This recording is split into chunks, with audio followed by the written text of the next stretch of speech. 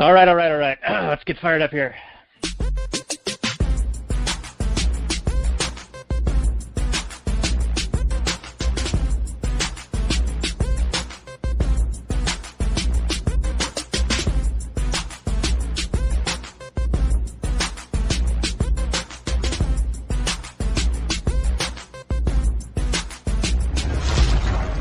Maximum freedom.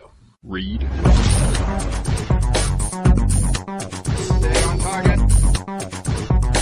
Maximum freedom. Stay on target. Maximum freedom. Read Rothbard.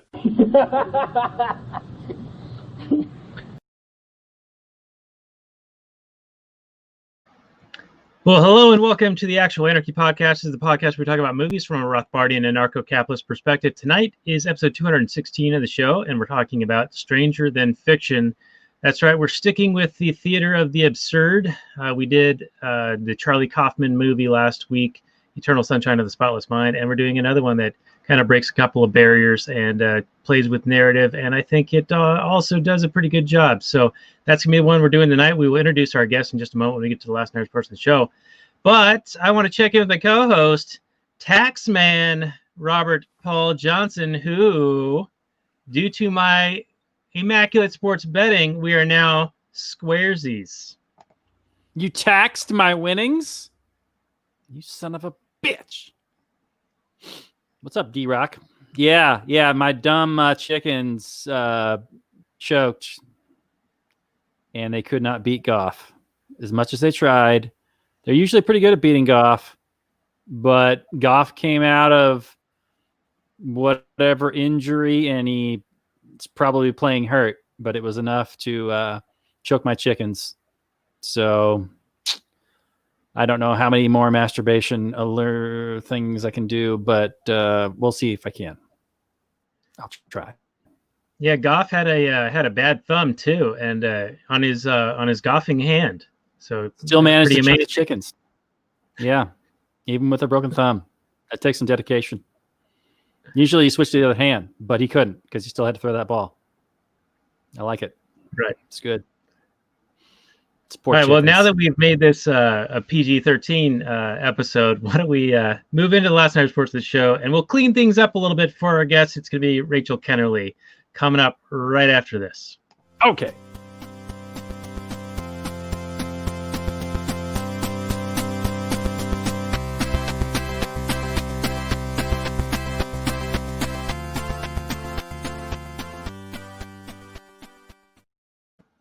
Hey everyone, it's Daniel Elwood and Robert Paul Johnson. We are the Last Nighters. You can find us on lastnighters.com and also on the Liberty Movement YouTube channel. We'll have a link to that on the show notes page, which can be found at lastnighters.com/159, as this is the 159th episode of this here show. We're talking about Stranger Than Fiction with our friend Rachel Kennerly of Cannabis Heals Me and also of Just Add Liberty.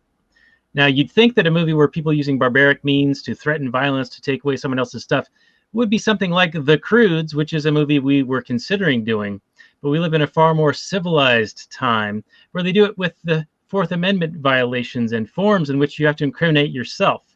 And if you get it wrong, you have to pay more or even go to jail. It's Stranger Than Fiction, and it also happens to be the movie we're discussing with a tax person, Rachel Kennerly. You are a CPA, is that correct? That is correct, Daniel. I'm a licensed certified public accountant here in the state of Texas. All right. Well, I think that makes you more than qualified for the tax man arguments in this, which I think are a lot of fun, and I'm sure that will be a big component of our discussion. I know Robert highlighted that in the pre-show content available for our Patreon supporters at lastnighters.com/Patreon. But I did mention that you are now running two shows, Cannabis Heals Me, and now the new one is Just Add Liberty. Would you mind letting our audience know what each of those shows is about and where they can find them? Sure. On Cannabis Heals Me, we talk with medical cannabis patients about their medical cannabis story, just trying to get past the emotional response of people more conservative and bring their stories to light to say, hey, there are medicinal properties to this plant. So we do that instead of throwing facts and figures at them. We do that through the power of storytelling.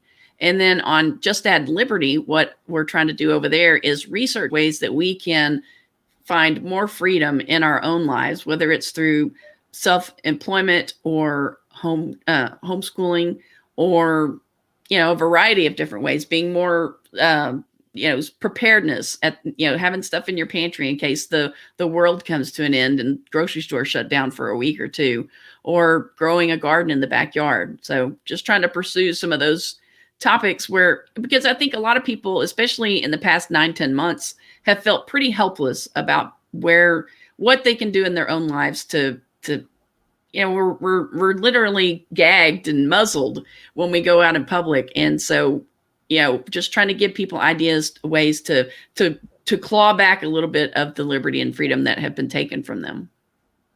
Right. Yeah, that sounds really good. And I have listened to a couple of the episodes so far, so I highly recommend them. And when you launched that, it sparked something in me. I was like, oh, I could do something like that too. But I haven't gotten off my ass to do it. So unfortunately, not happening just yet.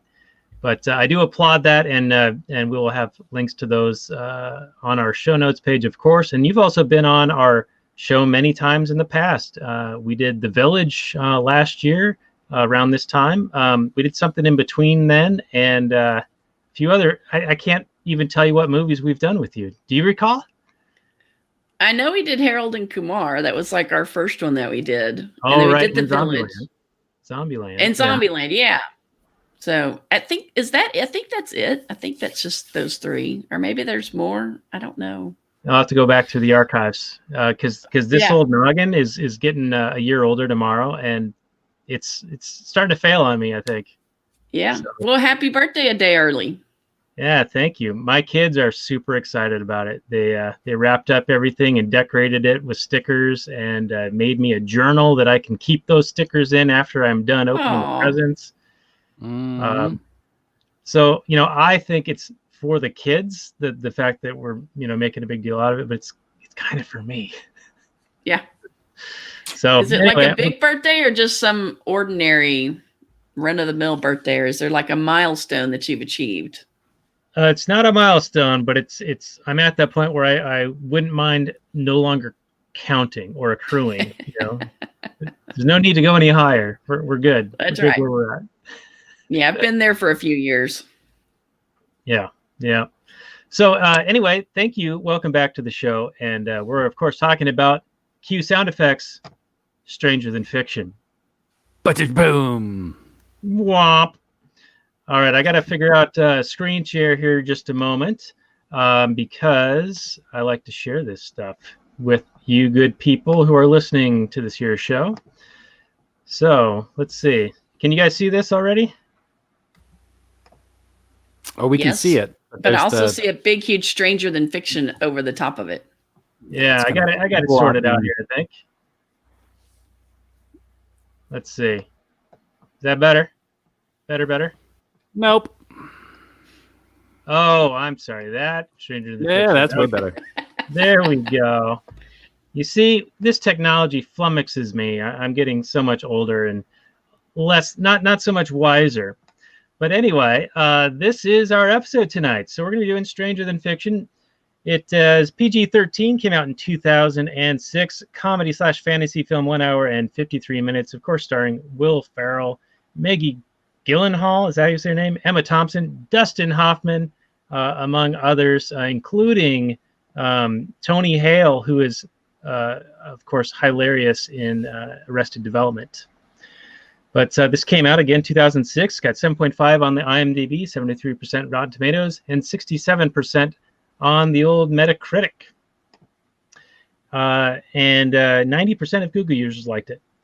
Here's the description. A mentally unstable IRS auditor, played by Will Ferrell, hears an author's voice in his head and discovers that he is the ill-fated protagonist of her latest work. While a book company employee, played by Queen Latifah, tries to cure the author's case of writer's block, the auditor and a professor, played by Dustin Hoffman, set out to find the woman and make her change her story. The director is Mark Forster, a screenplay by Zach Helm, and a box office of $53.7 million. And with that, I will go to Robert for your opening, please. Alrighty. So this was a movie I saw back in the theater, 2006. And at the time, I think this was one of Will Ferrell's first going serious movies. I think, Jim Carrey had started doing it. And so then maybe that gave Ferrell the idea, or maybe he thought he could always act. I don't know. But I think he does a perfectly good enough job to be the semi-serious straight man, but also have some comedic elements. But it's really the people that are acting opposite of him in this movie that have the best lines. Off the top of my head, I don't remember any just the moment, but I remember just laughing at him being the setup man and then them having the payoffs, which was nice. He gets the due amount of respect in this movie as a IRS auditor.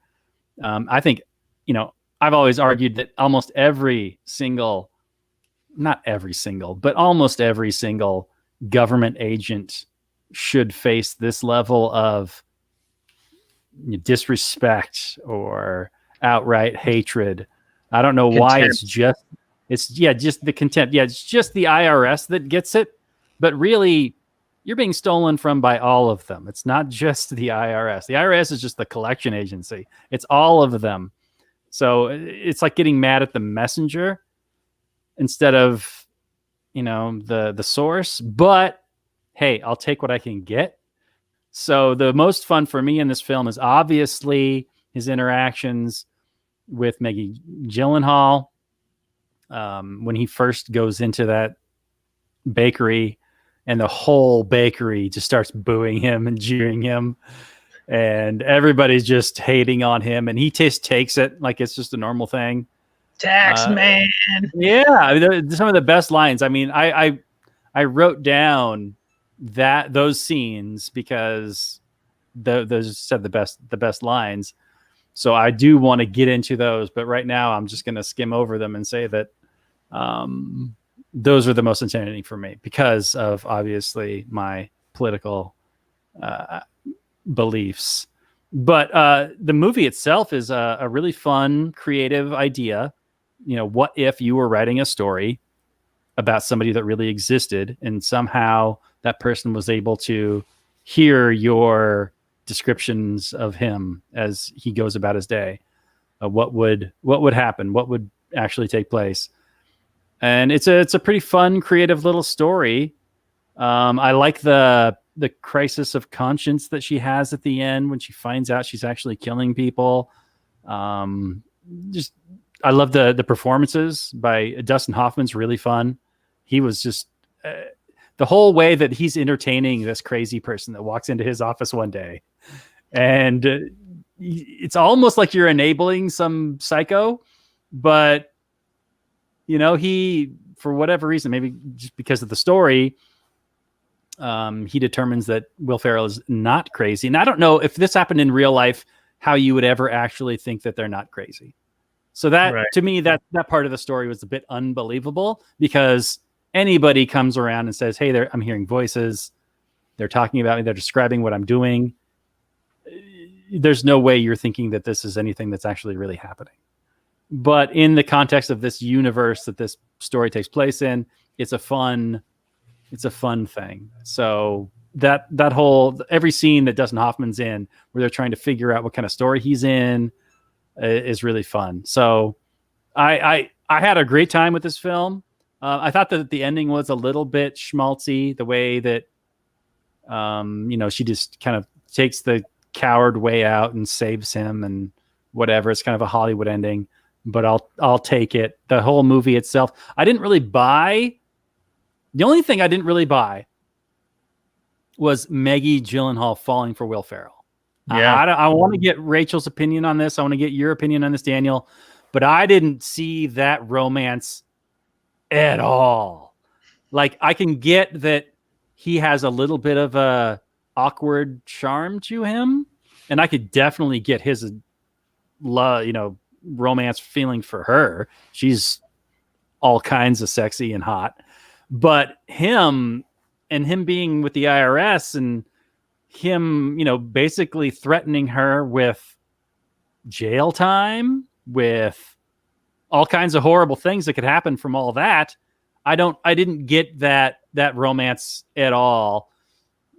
So for me, that kind of part of the story falls a little bit, so it's not like a perfect movie in that sense. But overall, I thought it was a fun, charming thing that I'll end up recommending and giving a positive score, but this isn't like among the top 10 movies of the year kind of a thing for me. I thought it was fun. I thought it was well done, but it relies a little bit too much on its premise and not enough on its execution. Interesting. Yeah, I also liked Hoffman in this one because he's at the same time dismissive and flippant about it, but then he's also kind of endearing at the same time. It's this weird mix of how he is, and you can't help but still like him. Yes, his dismissal, but at the same time, he's humoring him. It's just a fun little mechanic there. Right. And then, I think I agree with you on the romance angle. Now, did you mean that Farrell and Gyllenhaal don't have good chemistry, or do you mean just in the story, in the characters, who they are, you just don't see that working? I saw them having a little bit of chemistry. Like in any other movie, you put those two actors in it, and I'll probably buy some kind of a romance. But I don't think that the movie gave me enough to buy her feelings for him. Right. Okay. I mean, there was that one evening where he goes over to her house and she asks him in. Well, she asked him in, actually. She asked him to come in. And then he's like playing the guitar. I could see her falling for someone maybe playing the guitar and playing that song, and that's a song she loves and whatever. But I didn't even buy her wanting him to come up. Yeah. I agree with that, and we can get into that in a little bit. But let's go to Rachel for your take overall on the opening and any of the comments that Robert's made so far. Well, I think it's a little unfair for the analysis to call him a mentally unstable man. I mean, we've come to find out he really was hearing voices. So I don't know that I agree that he was mentally unstable. Well, unless you work under the thought process that anybody that works for the IRS has to be mentally unstable in order to do that.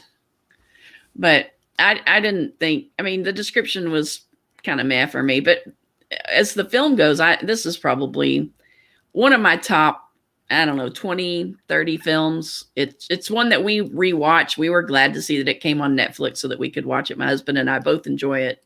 So it's a good overall film. I was surprised that it's PG-13 because I was thinking back and I'm like, is there really anything that would make it PG-13? Oh yeah, maybe just when he gets hit by the bus. That's a little bit gruesome. Maybe so. Any language? I don't remember there being really any. Yeah, I mean, berate him for being a tax collector, auditor guy. Maybe that's what it is. She was berating the state, and so that got it moved up to the PG-13 level. Right. Yeah. There's this great Rothbard quote I shared with Robert, where we can test this hypothesis of whether the state is there to protect the citizens or the state itself if we just look at how they punish crimes against either one. And I'm paraphrasing, of course, but they always go after people who've desecrated the dignity of the state far more than anything else. And it's been highlighted time and time again in 2020, in contrast with recent events in Washington, D.C., where cities burned all summer. And it went very nearly, consequence free almost. And then something that, sure, was probably done in poor judgment, but is being played up as the equivalent of a new 9/11. It's a pretty bizarre clown world, upside down world we live in. Yeah, they'll crucify those people. They'll crucify anybody that evades taxes. But yeah, you can burn down the local grocery store and the Target, and nobody's gonna do anything about it. Yeah, very strange times we live in. I thought I was raised different. Yeah. But anyway, Robert, I know you've got some notes. You want to take us on a journey through them? Well, the only thing I really took notes about was my favorite scenes. So it is. I mean, like you said, what's his name from Arrested Development plays like his friend, and there's a few scenes with him, and it's nice that even he had a little bit of an arc when when he thinks he's going to die and he sends his friend to space camp, and those are some nice little human elements. It should kind of show some growth in the main character. But no, I want to talk about, and this is probably beating a dead horse for our kind of audience, but I want to revel in these scenes. I want to really, and I know this is like libertarianism 101 stuff, but so he comes into this, he gets this file, and his friend who plays in Arrested Development, you know his name, I forget his name. Tony Hale. He takes this big fat file and he gives him this little file because he's talking about hearing voices. So he's like, maybe you're a little bit stressed out. Maybe you should take this easy one. So he walks into this bakery and they immediately treat him as an IRS auditor, which is good. Yeah, I think they usually work in pairs in real life. So maybe it's not super accurate, but that's fine for me. Armed, I would imagine. Probably. Well, there is a division that's armed and would work in pairs. But I mean, I think from the IRS perspective, does this really reflect reality? No, they're not typically going to send a senior auditor down because somebody didn't pay their taxes. They're going to send them letters saying, hey, you didn't pay your tax bill. And then they're going to levy their bank account and take the money. Right. Mm-hmm. Yeah, I think not actually physically send somebody down there. I think they needed it as a plot device as well, to have him have access to the author's information, her records. Mm-hmm. Yep. Yeah. So anyway, the scene continues and he gets booed and jeered at. And he declares that she has only paid 78% of her taxes. And so he says that she was stealing from the government, as if the government has earned this money and is owed this money because of the wonderful services that you have duly purchased the government to do. And I love her responses for the most part.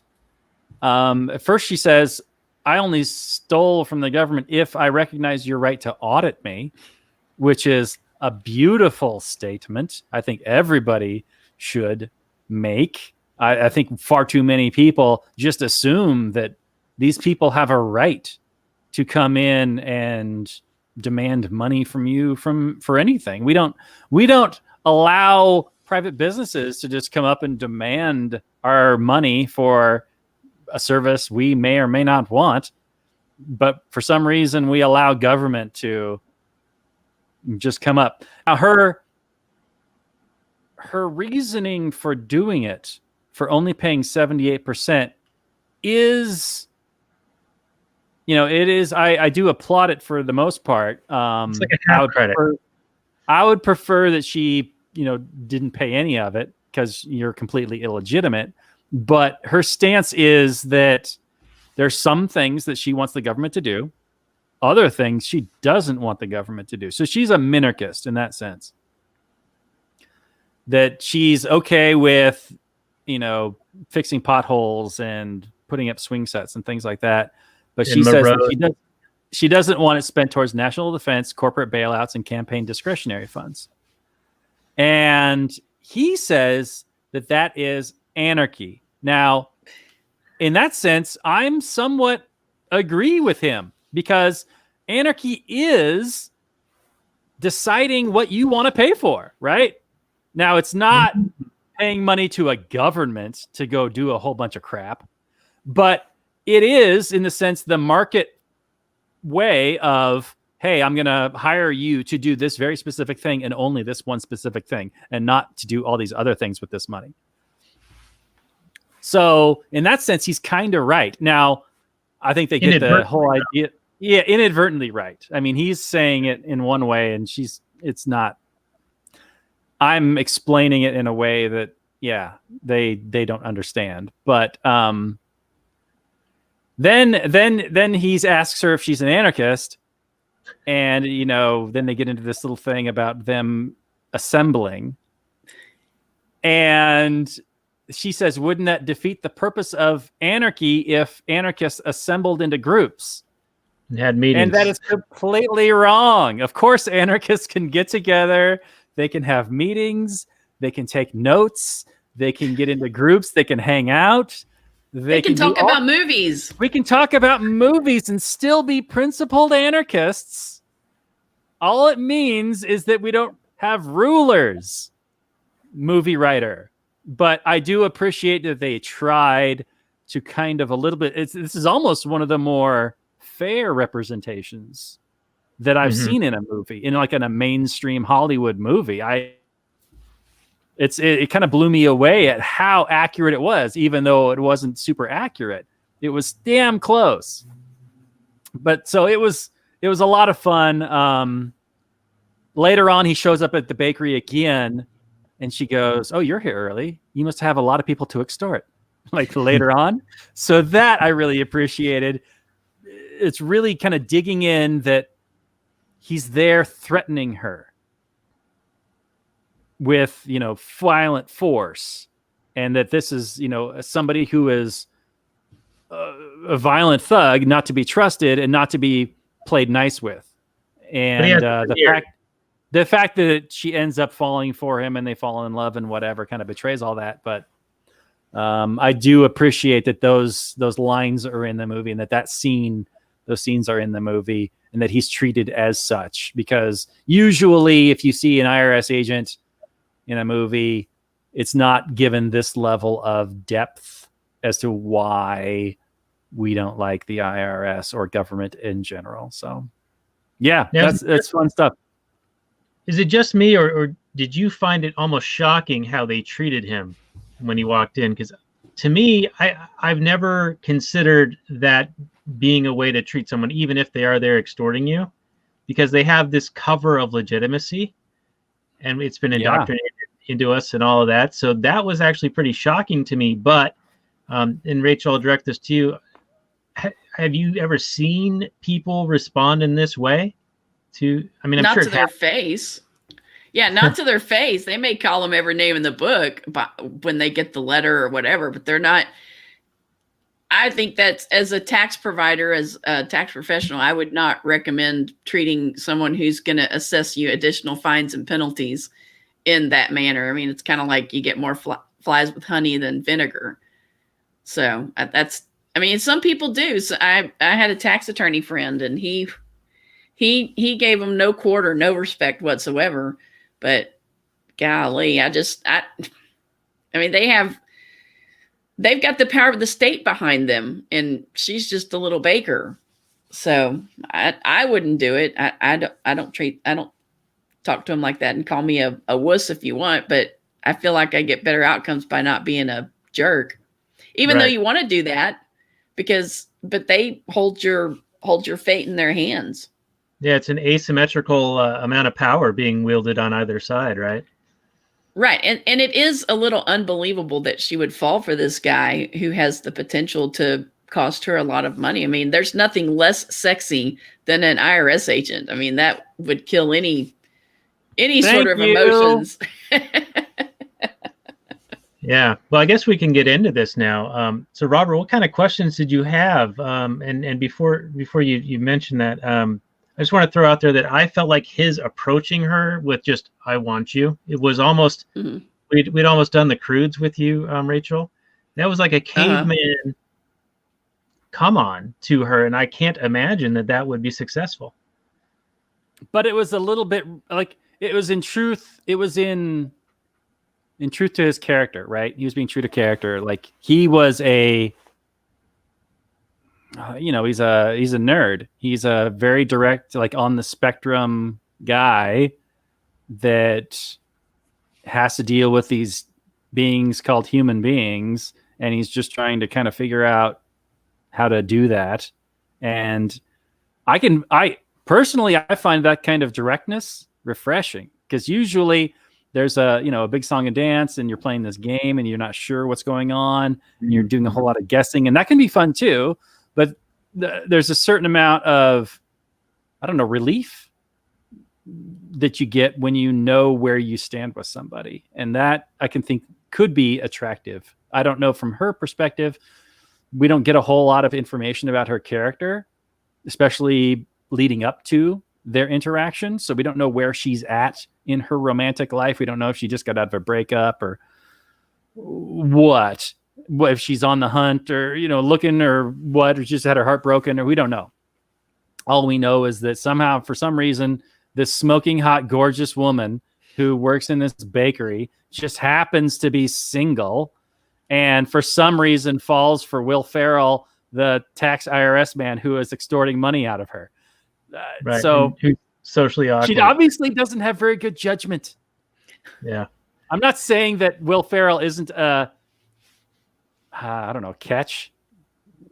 I don't know. I don't know if he's handsome or he's probably in real life. He's probably very funny and whatever and charming. But in this movie, I don't buy the romance because I don't get the appeal from her perspective. Right. And I do retract his caveman thing would be unsuccessful because it does display an earnestness, which might be something that puts him over the top with her somehow. She probably has some sympathy, right? She has some sympathy towards him because she realizes he's, this wasn't his idea, but it is his job, even though she shouldn't give him a pass because it's his job. And that she gave him that big giant box of stuff, flowers, her receipts to look through. She felt bad about that. She's like, no, this is a fuck you. If you're going to have to do this, you're going to suffer while you do this. Which I take every chance you can to make their life worse. They shouldn't feel good about what they do. So, right. And in the opening, I said it's a Fourth Amendment violation, and it certainly, in my estimation of reading the Fourth Amendment, it certainly seems like one. But I guess the other thing with the romance angle at that time when he was doing the caveman thing, he also had brought her a box of flour. Or a box of flowers, right? Different varieties. So I guess that's clever and cute. And because it was baking flowers and she's a baker, it meant that he was really thinking, about her and whatever. So, it's another thing, like a tick box in his favor with her, winning her favor. Yeah, but did you buy that they had any real chemistry at any point in time? Like, I get that he could be kind of like charming in like a sad puppy kind of a way. Like, here's this guy that's trying to be, he's earnest. He doesn't really get human interaction very well. But did you buy that they, that she would find this man attractive and that they had any kind of real romantic chemistry? I think it's very similar in a lot of ways to what we did last week with Raylene. Eternal Sunshine of the Spotless Mind. I mean, the Joel character and the Clementine character, maybe they're not as extreme as those characters, but they're in the same kind of general directions, right? Like Maggie is more of a free spirit in this one, and Will Ferrell, what's his character's name? Will Ferrell is as tight-laced as it gets. Harold Crick. Yeah. And, it's almost like how Jim Carrey played Joel Barish and how Clementine played, or What's Her Bucket played Clementine. Like, these movies, to me, seem very similar, and so I thought it was interesting that we did them back-to-back through no fault of our own. It just kind of happened that way. Oh, for sure. It does feel like there's a bit of a theme going related to these movies and just how they're created, how they're told, how they're written. It has that Kaufman-esque kind of feel to it. So does the Walter Mitty movie, like that kind of quirky, weird takes on things. But I digress. I don't know. I have a problem with romance in movies in general. I grew up on the Tom Hanks, Meg Ryan romance movies and the When Harry Met Sally kind of stuff. And those movies were solely focused, almost entirely focused on the romance. And I understand you got a concept and you want to do other things and you just chuck a romance in there. But for me, the romance has to feel genuine to me. Like I really could picture someone falling for somebody who is like this. You know what I mean? Like I fell for Meg Ryan watching those movies. Like, oh yeah, I could see why Tom Hanks would want her. And then on the flip side, I could be like, well, he's really charming, and they're about equally attractive or whatever. And I could see how she would fall for him. Like they give these lines, they write the characters in such a way that they are endearing, funny, charming, and I could see why they would fall for. And then they actually have interactions that endear them to each other in the movie. And this movie has some of that. Don't get me wrong; it does have some.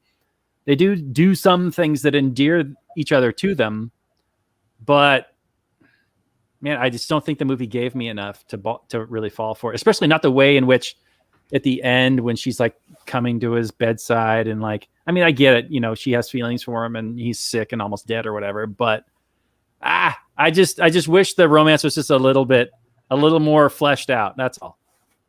Okay, I know if some of that hit the cutting room floor. Yeah, you can tell they made an effort, because they had that one cookie scene where she made cookies for him and had him try them, and then he like pulled the bonehead move of, well, I can't accept a gift, I have to pay for them. Yeah, that was pretty good. That's actually a really nice little scene. That felt genuine. That felt like two characters connecting on another level. That was nice. And then if that movie had more scenes like that, I probably would have bought the romance a little bit more. Okay. So Rachel, what's your take on Robert's perception of this romance from a a womanly perspective? Do you see how a Will Ferrell character in this can kind of win over a Maggie in this? As a tax auditor, no. Nice. I mean, maybe. I mean, and maybe maybe they just didn't have time. Maybe they had more scenes where they kind of their relationship went a little, or they more flirtatious scenes than what ended up in the final cut of the movie. Maybe some of that hit the cutting room floor, and so we're not seeing the full progression. But I do have a hard time believing that somebody would fall for the guy that's auditing them. But I mean, at least it was not like in a creepy way, like he was gonna, because you could have like a quid pro quo type thing where it's like, oh well, if you sleep with me, then I'll make this tax debt go away, and there's probably some of that goes on, but at least that didn't happen in the movie. Well, there was the allusion to it potentially. I mean, not that was the purpose of it, but when he said, "Hey, I don't want you to end up in jail, so all those scones you donate, you can write those off, and that'll probably square you on, like I squared my bet with Robert on the Seahawks losing in the first round of the Rams." Got lucky. But I'm sure a third party, like viewing that exchange of information could perceive that as quid pro quo. Yeah, it's possible. And it also, I'm sure, to a Robert point, would show the arbitrariness of the amount of money that they claim you owe. If he can just come up with something like that and say, well, you don't actually owe it because of this reason over here that I just made up. Yeah, I would have liked to have seen the conclusion of that plot point, because they kind of just ignore it, right? It's just kind of over. Yeah, they don't come through and say, okay, now we're falling in love, but yeah, you owe the government like $38,000 or whatever. They don't do that part, and that would have been a fun scene, probably. Probably would have been the end of that relationship. Yeah. He doesn't really seem like one that would fudge numbers. He seemed like a pretty straight shooter. Yeah, he seems incapable of lying or submitting false reports or whatever. So Rachel, do you have any other point you wanted to make related to the relationship, or because I have a question I kind of want to point to Robert regarding story and structure? No, I think that's it. I kind of agree with Robert that the relationship felt forced, but it's kind of like, well, we got to get through this movie and we got to show that his life doesn't suck anymore, and suddenly he's got a reason to live. Because Right. if it, he was living like a COVID lifestyle before the COVID lifestyle was cool. He didn't go out with friends. He didn't, he lived a life devoid of much pleasure at all. And so they've got to have this relationship so that it makes, because if he was going to die when he was still Harold Crick at the first of the movie, he would have been like, all right, I don't really have much to live for. But now he's learned to play the guitar. He's got a beautiful girl. Now he's got something to live for, and he didn't before. Right. And Tony Hale's his buddy now. Mm-hmm. Yeah. And that's funny. When I was watching this, I too thought about the COVID quarantine kind of situation, because he was kind of living that lifestyle. Before it was cool, 14 years ago, 15 years ago, whenever this was made, before it became a thing. But Karen Eiffel kind of was too. The author. Oh, big time. She was. Yeah, she You were seemed right. like They didn't. the one who had mental, like diagnosable issues. Yeah. I liked when they were at the hospital and Queen Latifah, she was talking about, he's just here to see the sick people, and Queen Latifah's like oddly spoken with disdain, because that's why she was there too. Right. And then she talks to one of the nurses and is like, yeah, we're the ones that aren't going to make it. Like this almost sick kind of way of approaching it. But she's detached from it. She is almost as socially stunted as Harold Crick in a way. Mm-hmm. Slightly different sure. way, but she doesn't know how to interact with other human beings. Right. No, it probably allows her to write him very accurately. Right. Now that ties into my story question. At the end, when Dustin Hoffman says it's the perfect book, but then she changes it and he says, now it's just kind of okay. And I get what he's going for. Like there is a symmetry to the story ending with him sacrificing himself to save that boy. But then she has that crisis of conscience and can't bring herself to do it. And then she says that she'll rewrite the preceding portions of the book to make the ending make more sense. And so my question to you, Robert, is, do you think that the movie is that revised version of the story? So she changed her story to bring in this whole weird thing that happened to her and him, to bring in the whole she's somehow narrating his life and he becomes aware of it. And so the end product of the novel is, in fact, the story that we are seeing in the movie. I did not get that. It's possible. I saw it more of the novel was some version of what we were seeing. And I saw the irony and the great reason. The reason why her version of the novel ended so well, and was so poetic or whatever, was because he was killed by his own watch. Because he lived his life by his watch, and he lived his life by numbers. And finally, his watch betrays him, and he was actually there early, and otherwise he wouldn't have been there to throw himself in front of the bus. Not necessarily because he saved some kid or not, because otherwise, I mean, why would saving a kid or not saving a kid have any impact on or have any poetic meaning to his life? I mean, his life doesn't revolve around kids in any way, or even this particular kid. So there's no real great tragedy in that. It would just be in the sense of the being finally betrayed by the numbers that he loved so much. And even in that, we don't get enough of her novel to really be able to judge it. Of course, they say it's great and whatever, but it doesn't strike me as this fantastic story, this IRS agent that is ruled by numbers and whatever, and then kind of falls in love and then dies by numbers. on paper, it sounds pretty stale, maybe a little even boring. But of course, you can tell a simple story in an interesting way and make it amazing. But yeah, I think the movie was as good as it could have been with the premise that we were given.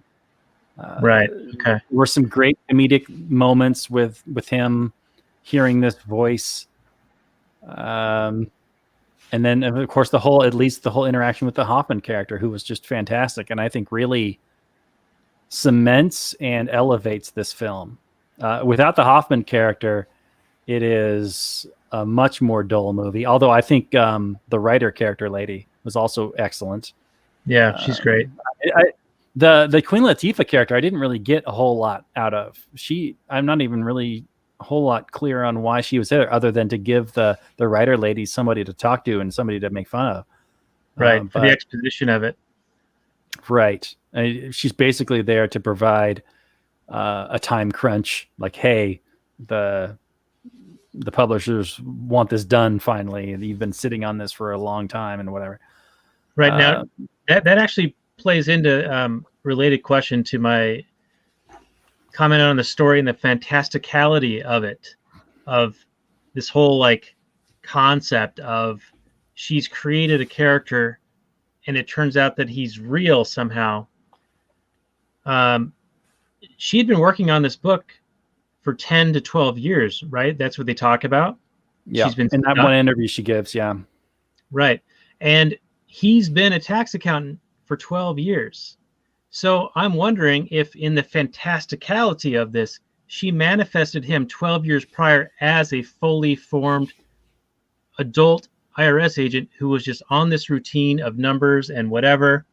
Like if in the fantasy of this, he did not exist any time prior to being a fully grown adult IRS agent in this routine, and it took her 12 years to finally figure out how she was going to write this story and kill him, right? That's the whole Queen Latifah with the time crunch. And that's when whatever magic happened where he can then become aware of her narration. And that's what spins off all of these events. Yeah, I could buy that if the movie gave us a better answer as to why all of a sudden he's hearing her voice. Like if he had been hearing her voice his entire life, he had no memories of his childhood. Like when Dustin Hoffman interviewing him, and he's like, "Well, talk to me about your childhood." And he's like, "I have no memories of that." Blah blah blah. I only have memories of when I started working for the IRS. Then that would be kind of fun. And then he's always been hearing her his whole life, but it was just normal to him. And then something happened at the start of this movie that made him think, "What? This isn't normal. You're not all hearing voices." And then maybe that kind of played in. Then I would think that'd make a lot of sense to me. Yeah, there's no catalyzing mechanism to kick this off, right? Like all of a sudden he can hear her when he's brushing his teeth. Just randomly. Why? Yeah. Because it's the start of the movie. I know the answer, but there's no real narrative reason why. Right. Okay. Yeah. So Rachel, what do you think? The story structure, do you think that it makes sense that he might have been manifested by her starting the novel and then she changed the novel itself to like support the new ending? My little fan fiction theory here. Honestly, I had not thought about it that deeply. I just watched the movie and enjoyed the movie. But I mean, it does because her narration drives him to do things that then she can later narrate. So, like he screamed at the sky. Well, he was screaming at the sky because she kept talking. Mm-hmm. So, but she didn't seem to be aware of him doing that. Right. Yeah. And maybe, as far as why wasn't he hearing the voice before, when the phone was ringing and she'd already written, she was typing it. When she typed, then the phone rang. She typed another line, the phone rang. And she'd already written the end of the story, but she hadn't typed it. So I guess her typewriter is magical. But isn't there a John Candy movie where he has a magical typewriter? Who's Harry Crumb? like delirious, or I don't know. It's like he was a writer for soap operas or something. That just popped in my head all of a sudden. But you know, it's like the typewriter here in this is the magical device that makes things happen in Harold Crick's life. Yeah, they did that did come across that he only heard the typed narration, not the written narration. So yeah, maybe if she hadn't really worked on the story at all for the past 10, 12 years, and then now she's starting it back up again, so that's why he hears it. But it still doesn't explain whether or not he is a completely imaginary invented character. And, you know, she had only ever written the story on paper and pencil. And then just now she's all typing it all up. But I don't know. I think it's just kind of fun to ignore all that. Just let that go and just kind of enjoy it and just take it in, let it wash over you. Just don't think about it too much and just kind of have fun. That sounds very un-Robert-like. Who are you and what have you done with the Robert we've come to know and love and despise for ruining Star Wars? Yeah. But it deserved it. I don't do it to things that only do it to those that deserve it. No, for this, I think it's such a fun premise. And it's such a ridiculous premise that you can't take it too seriously. There is some magic involved. You're not exactly sure where or how or why or what. And so you just kind of, it's not really explained. So you just kind of go along for the ride. If it had tried too hard to explain it, you'd go, oh, come on, bullshit. That doesn't make sense. That doesn't fit with this or that plot point, or why this character says that or does that. So you're more forgiving, or at least I'm more forgiving for it. Like, it's like when there's hard magic systems versus soft magic systems. I don't know, you guys, if anybody's familiar with this, but in like the Lord of the Rings, it's a soft magic system because it's this mysterious thing that Gandalf can just kind of do here and there, and you're not sure how he does it or how he's able to do it or what he can do or what he can't do. But it's just this kind of amazing thing that only some people can do. Whereas if it's a hard magic system, there are like legitimate established rules that only X, Y, and Z can happen, and only under these situations and done by these people in this certain specific way. But that really limits you as to what magic can be, but it makes more sense to the viewer. Whereas in a soft magic system, and like in Lord of the Rings, you're just kind of like, oh, okay, magic. Yeah, let that wash over you. And just let it wash over you. You don't really question it too much. Like, nobody's really breaking down like Gandalf and like saying, that's fucking bullshit, Gandalf. You can't do that. But you just kind of watch it and you're just kind of like, oh, the wonder of magic and blah, blah, blah, blah, blah.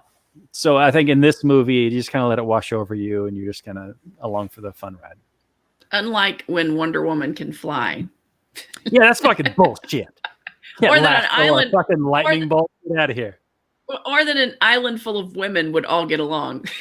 Exactly. That's the most unrealistic thing in the whole movie. Yeah. Or that they think they can get an Oscar. Oh, shit. Yeah. Did you hear that, Rachel? I did not hear that. There's a big push for Wonder Woman 84 to get an Oscar for Best Picture. Oh, no, that's terrible. Oh, yeah. That's 2.5 hours of my life I'll never get back. You know, unlike Stranger Than Fiction, I will watch this over and over again. I will never again watch Wonder Woman 84. Now, would Wonder Woman 84 qualify for this upcoming Oscars, or would it qualify for the following year's Oscars? Because, if it's like the only movie running, by default, it is Best Picture.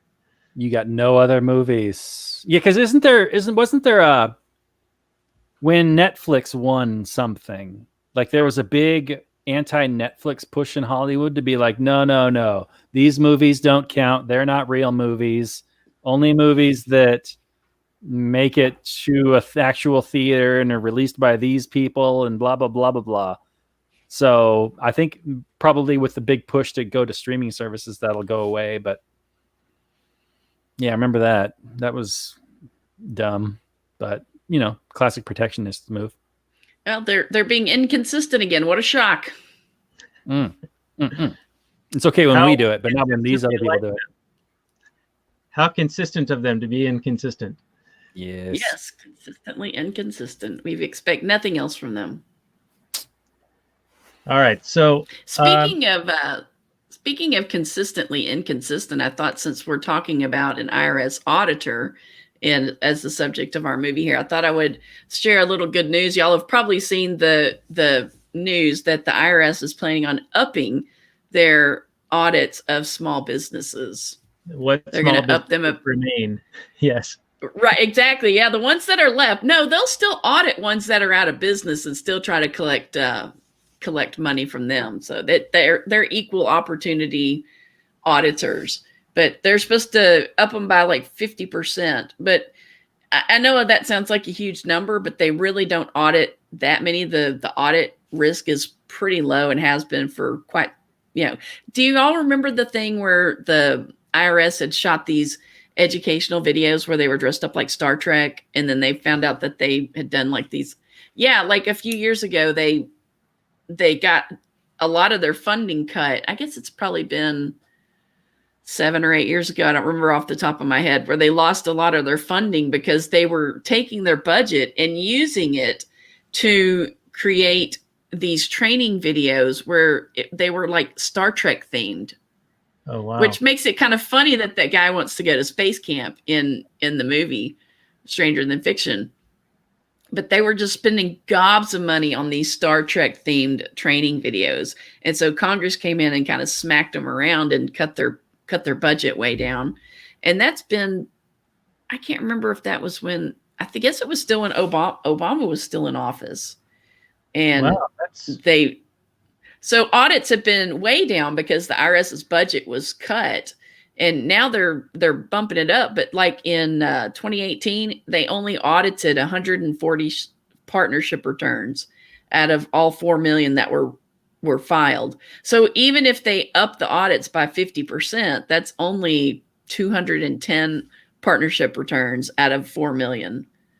So it's still going to be a pretty small amount. So I know people think, oh, they're upping it by 50% and think that's a huge amount that they're going to go up, but the audit risk is still pretty dang low right now. That's an example. And they only hired lie with statistics. Yeah, exactly. And they only hired like 50 more specialized auditors to work on these audits. So we're not talking about a huge caseload increase. I can't imagine. Right. The only thing I remember recently related to the IRS under Obama was that they were used to unfairly target conservative groups to audit them as like political punishment or something ridiculous. Yeah, I looked it up real quick, and it was they spent $60,000 on Star Trek themed on one Star Trek themed training video. And this was like in 2010 that this happened. And then Congress came in and smacked them with a budget cut. See, I bet they could deduct everything for that, the lights and the cameras and all the stuff, right? Well, they don't have to pay tax because they're the government. Right. And even yeah, that's the other thing. Like this is an argument that I hear often is any government employee doesn't actually effectively pay any tax because their salary is all from tax proceeds. So the fact that they have to give some of it back doesn't mean they've paid any tax. They just got less than they otherwise would. And then one final thing related to the tax question. I remember in a Rothbard lecture, he talked about how Reagan's really great with his rhetoric, and he's pro freedom and rah and speaks ill of taxation and how it actually harms people and harms business. But then he increased their budget. So one side of his mouth is like, oh, taxation is detrimental or too much is harmful, whatever. But on the other side, he's actively giving them more resources to be more effective at it. Well, it's just a matter of time before their budget gets pumped back up. I mean, of course, I guess if we can the Federal Reserve can just print money, it doesn't really matter. One of the points that Jeff Dice made in the Monopoly on Violence is that if they can just print money for some of it, if they can fund the government with debt, some of it with debt, then why can't they fund 100% of it with debt? Why are they even fleecing us? It's a method of control and influence. Mm-hmm. Well, isn't also though the ability for the government to borrow based on the goodwill of the people to eventually repay it, right? Yeah, my great great grandchildren. That's right. Yeah. Anyway, we should probably start to wind this one down. Any final notes either one of you wishes to make before we get into that final summary and review? Oh, I did want to say one thing, which in the scene where Dustin Hoffman says you could just your life is you're probably going to die pretty soon, and he's just so matter of fact about it, and he's like, and because of that, you could just go eat pancakes until you die. And Will Ferrell was just outraged. He's like, well, this is my life. And he says, why would I eat pancakes instead of live my life? And Dustin Hoffman made the point that it really depended on the quality of the pancakes versus the quality of the life being lived. Right. And yeah, there's a whole lot of... Oh, go ahead. Having had my mother-in-law's buttermilk pancakes, I would have to agree with Dustin Hoffman on that point. Sometimes if it's a really good buttermilk pancake, that might be better than the life that Harold Crick was living at the first of the movie. And that reminds me of a conversation I had just recently of, all the COVID lockdowns, especially among the elderly, where it's almost as if the quality of life has been completely forgotten, and the quantity of life is the end all be all. And it's almost like you're evil if you want to have some kind of quality of life at any point in time, even if you're almost about to die. Like it's all about preserving life at all costs, no matter what, which is absolutely ridiculous. And then they ultimately don't end up preserving any life anyway, because COVID still made its way into the nursing homes. So all they did was they ruined the lives. They ruined the lives of people. They shut them out of the lives of family members with dementia or terminal illnesses. And they ended up not getting quality or quantity. Right. Indeed. And that doesn't even account for the deaths of despair as a result of the lockdowns and restrictions and the loss of savings and businesses and hope and aspirations and dreams for everyone. So it's pretty ridiculous. And then related to the movie, there's another part near the end where Dustin Hoffman is philosophizing a little bit on the finality of life, or the ending of life, when Harold Crick is like, hey, it's a big deal to me. I'm going to die here. And Dustin Hoffman was, well, you could get hit by a bus, or you could get cancer or a heart attack or drop dead, in the street or whatever. Anything could take you out. But this way of going out, which ends this book so perfectly, will live on, for generations. And so this piece of art that you can help make by following through with this and accepting this fate is actually going to be better off for the world. And I thought that was kind of an interesting argument. Of course, all those other ways of dying that he mentioned would now be listed as COVID deaths, of course.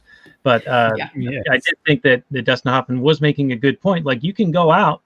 You never know when you're going to go out or what's going to take you out. But you have this opportunity here in this magical universe they've built to fulfill this story and make this story an amazing piece of art. Indeed. All the more reason for quality of life over quantity of life. Well, I guess I kind of took the opposite of that away when he was giving Will Ferrell that speech. And I was like, who are you to decide? This is after the pancakes. And I thought the pancakes were funny because I love pancakes and my mother-in-law makes the best pancakes in the world. But when it's almost like the people that have told other people, stay at home, save lives. And it's very easy for them to say that because they're not the ones facing death. And we don't know what kind of life Hilbert had, how fulfilling was his life. But he just said, oh, well, you need to die for this book, or you need to die for the elderly. He got to say this from this very elitist perspective. It's like, well, this is worth it. But he's not the one that ought to get to decide that. Will Ferrell is the one that should make that decision, not Hilbert. But he doesn't have any skin in the he game. did. Yeah, he did. Ultimately, yeah, when he read the whole thing on the book or on the bus, and he's like, you know what? He's right. Indeed. And ultimately, it was his decision, right? I mean, so. Yeah, fortunately, Hilbert didn't have the power of the government behind him, so Yeah. Harold really got to choose. Indeed. Well, that's what we're all for: is choosing, consent, voluntarist. Hmm. All right. Well, why don't you volunteer your final summary and review and a score, a number of phone rings in the story, Robert? Phone rings. What? What is this? I don't Out even of remember. 10 phone rings. Was phone rings? The phone rang. What? She typed out the phone rang, and it rang in real life. And then long pause. She typed it again. Phone At rang. the end. Yeah. Okay. That was the reveal where she realized it clicked for her that she was writing the story and influencing events out in the world. That's your key takeaway from this movie is the phone ringing, huh? I mean, it's a key moment where she realizes the power of her typewriter. All right, you want to give it a number of cookies? Cookies or buses? I mean, I don't know, the buses. Let's go with the I don't cookies. Or Or audits? Audits? Audits. All right, we'll go with cookies. I like cookies. That's a good idea. All right. Okay. Out of 10 cookies. Okay, Stranger Than Fiction, starring Will Ferrell. I'm a huge fan, like I said, of romantic comedies, or at least back in the good old days of romantic comedies. I haven't seen a real proper romantic comedy in a long time, I don't think, off the top of my head. I don't know if they're really made like they used to be. I don't know if just Hollywood's changed or society's changed or what, but we don't see them that much. We did see Three Idiots, but that was a Bollywood movie, but that was pretty much a romantic comedy for the most part. Not so much focused on the romance, though. It's Three Idiots is a lot like this movie, in that the romance is kind of truncated, kind of taken for granted. You're given a little bit, but you're left to really fill in a lot of the blanks that would really make the romance believable. But this movie doesn't really rely. I think it's a big part. The romance is definitely a big part of this film, whether it works for you, but it's not everything. I think you can not buy the romance and still enjoy the heck out of this thing just for the premise and the execution of the comedy. I think Will Ferrell, if you don't buy Will Ferrell as the main character, then probably the movie falls apart. But this movie is an ensemble cast where a lot of different parts are coming together in a really fun way, and a lot of talented character actors. Holy smokes! The lady that plays the writer character does a great job. Dustin Hoffman is the standout for me. He was just so every minute he's on screen is a minute that I was glued to the screen. Like, he was so, like, you knew his character. Like, he only had to say a few lines and I was on board with who this guy was, what his attitude was. He's like one of those magical actors that just understands character and it just flows out of him. I can't really explain it other than to say that he's just some kind of wizard, because I knew who he was almost instantly and I was on board and I liked him. He's got that soft magic, Robert. He's got that soft magic, and then the screenwriter, he deserves a whole bunch of credit, and I'm sure the director and the editor all deserve a lot of credit, but you don't get that without Hoffman's masterful performance. So kudos to him. I'm sure, man, I should see him in more stuff. Maybe is he retired? I don't know, but man, he's a good guy. Anyway, this is a lot of fun. It's not without its flaws, but for the way they treat the IRS agent and Dustin Hoffman and the concept, I can't give this a negative review. There's just no way. It's got to be a high positive. I'd say this is a strong 7 cookies out of 10 cookies. Yeah, just for that alone, I can't find too many faults in it, other than to nitpick things that you don't make sense or whatever. You could nitpick it, right? You could say, hey, how come Dustin Hoffman and the writer lady never have that moment where they're like, can you fucking believe this shit? This is real? This is really happening? Wouldn't you think that would happen? Like, holy shit, you have a magic typewriter or something. Somebody you wrote actually exists and you could have killed him and you didn't, and whatever. That scene never happens. They just kind of take it for granted that this is a possibility in this universe, and it kind of works. At first, well, yeah, she freaked out, but Dustin Hoffman's character never has that conversation with her. Anyway, you would think Queen Latifah would freak out, or I don't know, like somebody commenting on this. Usually in Hollywood movies, when something crazy happens or whatever that doesn't make any sense, they hang a lantern on it, and like they make a joke about it, and then they just move on. But in this movie, they don't really do that.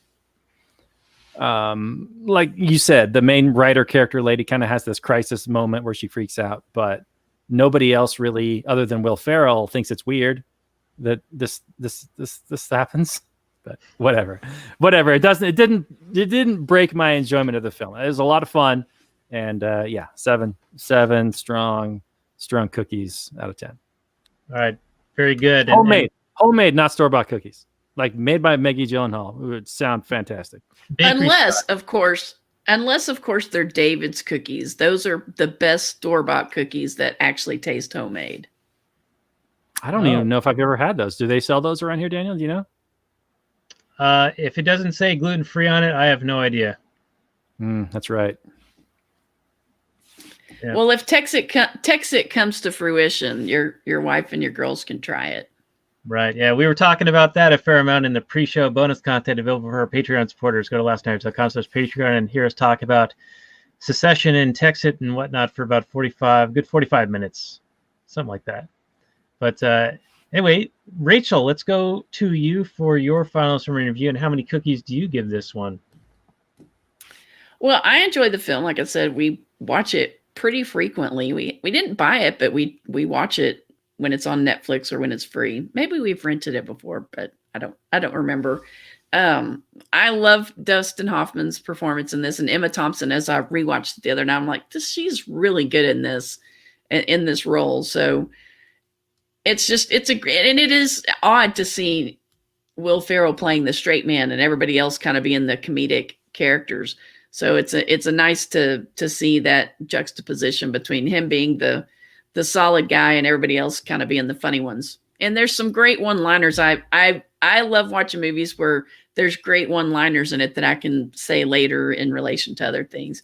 So I would say, considering we watch it regularly, or not, rewatch it from time to time, I would say I'm going to give this like an 8 out of 10. And I'm knocking 2 points off because Will Ferrell's a tax collector. Aren't you glad you're not a golem? Yes, I am. Glad I always thought that I would want to go to work for the IRS, not because, and this was back in my more statist days, but even then I still thought the IRS was the enemy. But it was mostly, so that you could be behind enemy lines and then be able to go out and advise clients, okay, these are less prone to audit risk or whatever, just to kind of get a peek behind the curtain and know how to advise clients better going forward. But ultimately I decided I couldn't square that with my conscience to work for the IRS. Yeah. Yeah. And your score reminds me of the Ron Swanson scene in Parks and Rec, where he takes that girl's sandwich, takes a bite of it, and says, now you know about taxation. You taxed him. Oh, you know what? I should have given it a 7.8. That would have been very smart on my point, because she paid 78% of her taxes. I should have given it 7.8 out of 10. There you go. Doing the thing I would do. I'm withholding my 22% in protest of funding wars. Although I'd have to withhold a whole lot more to accurately reflect the budget as it is. Right, and that's just the budget we know about. Yeah, exactly. Yeah. All right. Well, thanks for the idea on the score. I will give it a 7.8. I think that this is a very fun movie. It is very reminiscent of the one we did last week, and maybe not as well executed, or maybe the premise doesn't have quite the structure where you're kind of brought into at the end of the story in Eternal Sunshine of the Spotless Mind. You're kind of brought in at the beginning, at the end of the story, and then it kind of meanders its way through to the resolution, and I like that kind of a structure. This one's a little bit more straightforward, but it still breaks a lot of those narrative kind of modes, and it breaks a lot of barriers as far as like who's able to be aware of what. I think that all of the actors are pretty good. Queen Latifah, yeah, I don't know how great she was or how great she is as an actress, but Dustin Hoffman was amazing. Emma Thompson was amazing. Will Ferrell and Maggie Gyllenhaal were pretty good. I would put them a tier below those other two as far as performances goes. But I did enjoy this movie quite a bit. I did enjoy even just the discussions of anarchy and the arguments against paying full boat for taxes for services that you don't want to support. I think that is it's like a half credit response, because you're still sort of like giving them the moral ground on which to tax you at all. But overall, good movie. 7.8 cookies from me. So thank you for the great discussion, Rachel. And highly recommend people check out the previous appearances you've been on with us. And maybe in the future, we will end up doing The Croods. I know that was the movie we were considering doing this time. And I also suggest people check out your shows, Cannabis Heals Me and Just Add Liberty. Now, Roberts, next week, I'm going to throw a curveball at you. We're still going to talk to our man from down under, Shaheen. He is our Batman guy. We were going to do Lego Batman. However, yes, it's on the schedule as Lego Batman. On the schedule is Lego Batman. Unless you look right now, you'll see I have put an or. And that or is for Mad Max. Or Mad Max, the original 1979 classic, Mel Gibson. That's right. That's right. Due to recent events, just the nature of the world right now, and the fact that he's in Australia and that is based in Australia. And I saw a meme recently that said that, Mad Max was set in 2021. I don't know if that's true or not, but it makes me want to do that one. So if you're game, he's game. Are we game? Mad Max in it? I would have to look and see if I have some sort of access to it. I know it's on Netflix, but I don't have access to Netflix right now. But yeah, no, I mean, I'm generally in favor of Mad Max. I mean, my favorite is Fury Road. That's an amazing film. Have we already talked about Fury Road? Maybe we already have. I don't know. Ancient history ago, we did, yeah. Oh, okay. Well, I will go along to get along. I won't be too obstinate here, so that'll be fine. Whatever you decide, sir. Okay, Mad Max, it will be, and I will make it available for you with the money that I saved. Oh, The Seahawks lost. Oh my goodness, I'm so conflicted now. Well, at least it's going to a good cause. That's all right. It's going to the Get Mad Max for Robert to be able to watch it on the shared services fund. My poor chickens. Poor chickens. I don't know if are you rooting for the Rams now? I don't know. I think they're going to get killed by Green Bay, honestly, but we'll see. Yeah, I don't know. I want to see Tom Brady go out on of course. What? What? You're rooting for Brady? You're rooting for the Antichrist? What are you doing? He's the GOAT. No, get out of here. I want to see him out of the system, because everyone said that Belichick was a crutch for him, and he was always I said that around him. I want to see him doing it without that. And right off into the sunset. Wow. It's like rooting for Darth Vader. Okay. All right. You have your preferences. I have mine. I want to see him fail miserably and get embarrassed by somebody, but all right. All right. Well, now that we've got that squared away, why don't you tell people how they can get more of our content or support us in any way whatsoever? Oh, yeah. You can go to patreon.com for the time being while we still are up on there, and you can subscribe. You can get all kinds of pre-show and post-show bonus content. And, more importantly, you can just interact with us, tell your friends and family about us, start up accounts on these alternative services. Get those things to be more popular, and it'll be more likely for other people to join you there. The network effect is real. And there's still a big reason to be on these monolithic social networks that you almost have to be on there, even though you don't want to be. But if there are more and more reasons to not be, I read an article today by the Seattle Times, because a lot of these social networks, Parler and other, I forget the other one, maybe Gab, but they were both described as far right, extremist, terrorist hotbeds or whatever. And they're both hosted, I think at least Parler was hosted on Amazon, and it is now being moved over to another hosting service, but it's here in the Western Washington, some Amish based company. And so anyway, get on those places.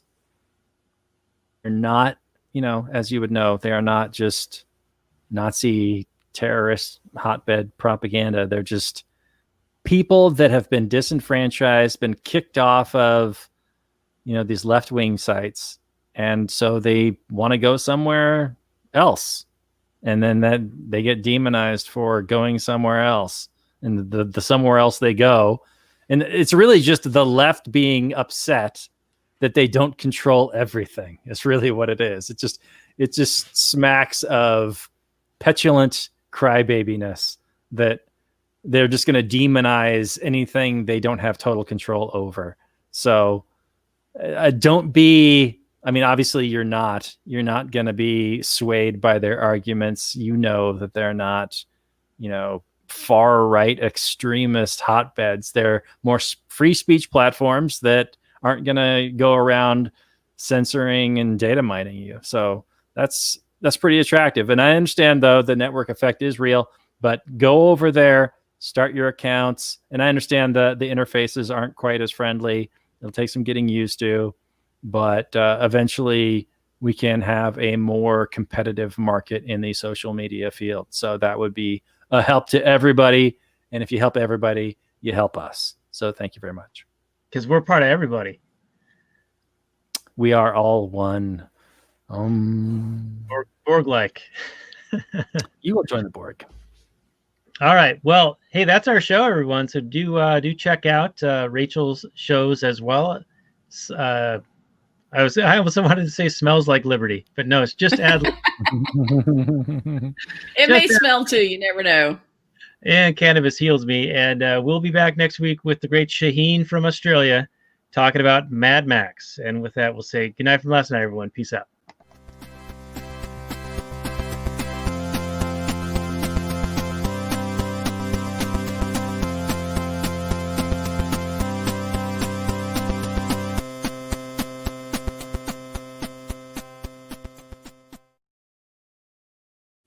All right, and we'll continue for just a few more minutes before we end this one and maybe do a little bit of Kathleen Turner Overdrive, though it is already late, and it is a random Tuesday night in January here.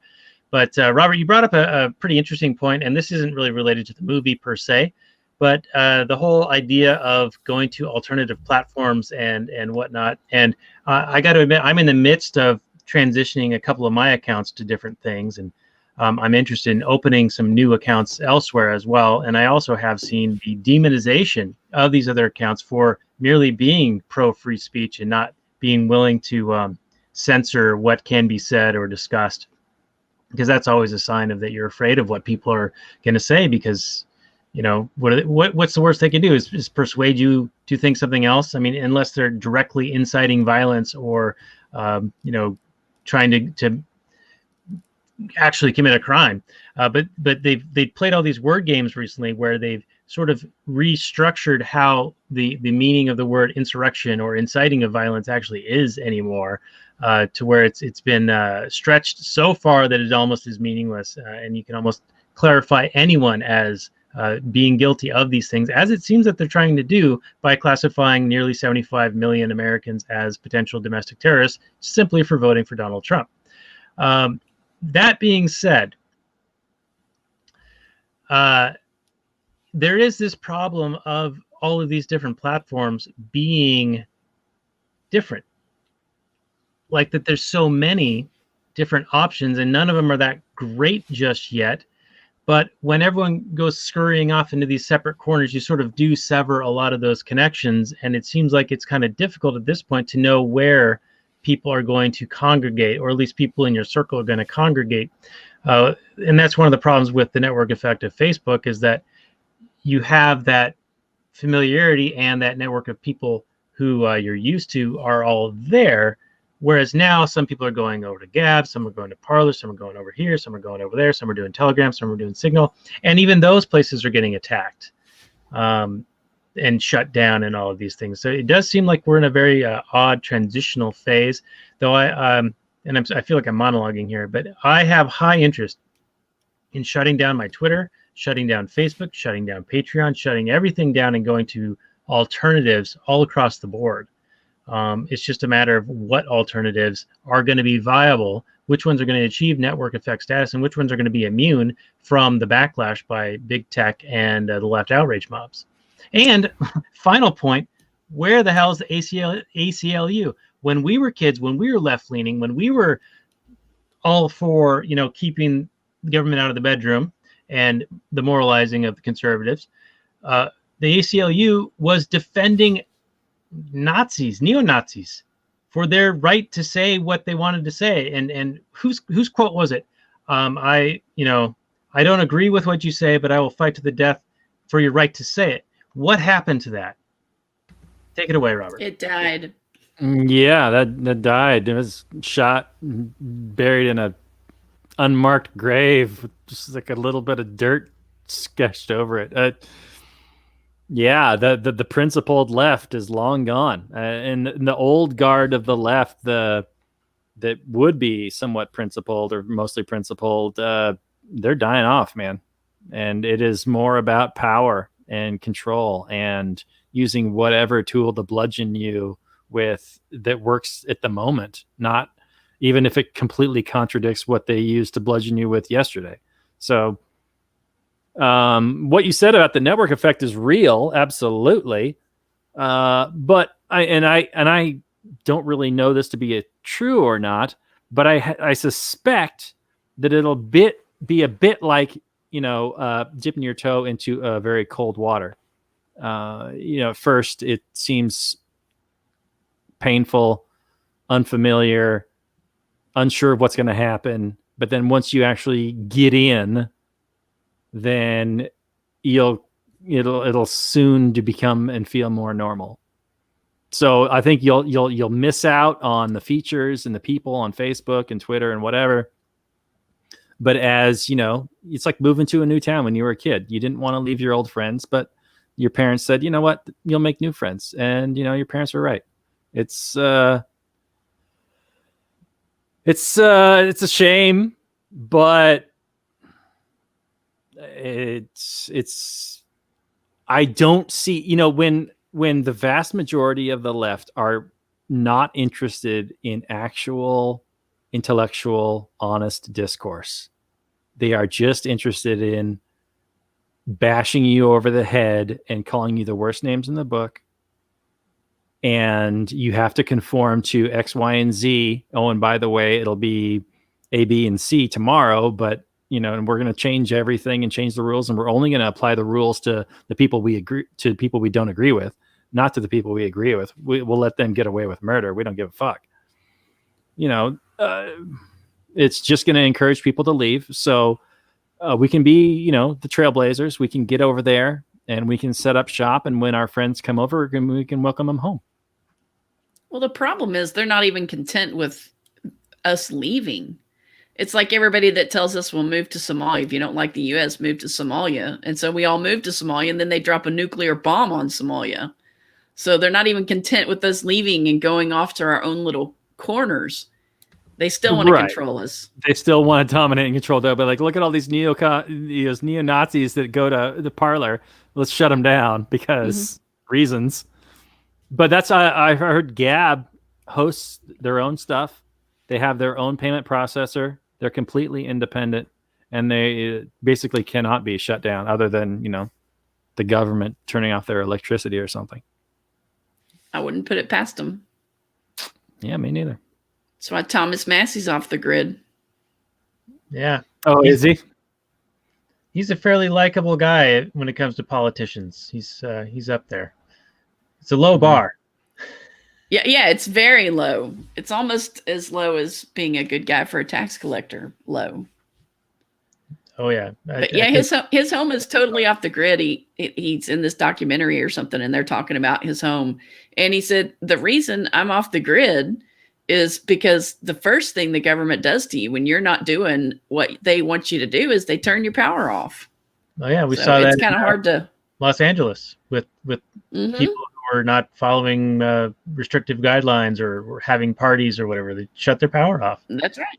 Right. We're going to shut your power and your water off. Well, if you can't blot out the sun yet, I mean, I think Bill Gates is trying to do that. Yeah. I've heard that.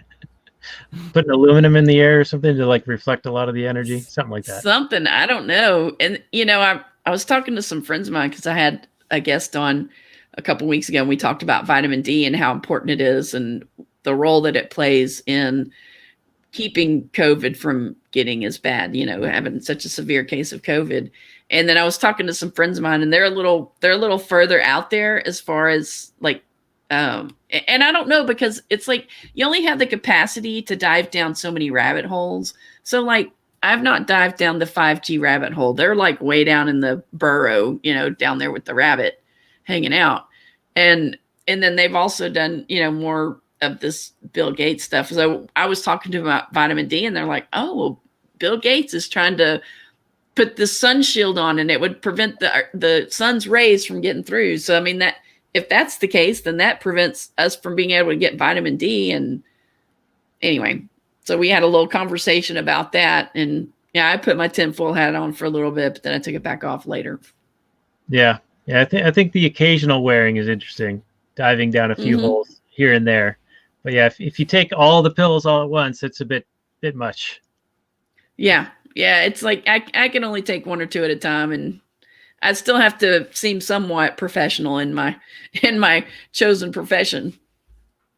Can't be a total nutter. Well, maybe don't direct people to listen to any episodes with us, because that will disqualify you. But anyway, she's hanging out with those anarchists. That's right. Talking about movies. Well, I think that's going to be our show tonight, everyone. So do check out Rachel's other shows at CannabisHealsMe.com and Just Add Liberty. Is that JustAddLiberty.com? Yes, sir. All right, very good. And we will have the show notes and more for this here episode at actualanarchy.com/216. You can support the show over at Patreon for now. We're probably going to move over to some other format in the near future, and we're going to lose all the socials that we have. I got the 4-year Twitter anniversary notification the other day, and it's like this automated thing that they make with a little graphic, like, you remember your Twitterversary? And then under that I said, this will be our last, find us somewhere else.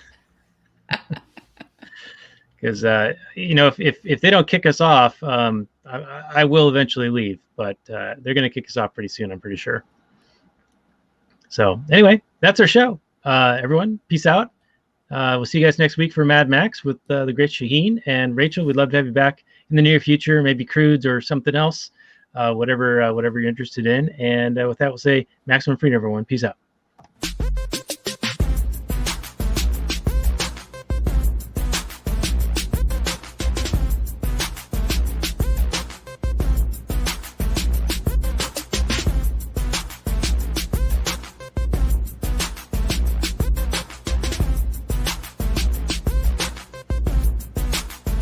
The Chipmunks.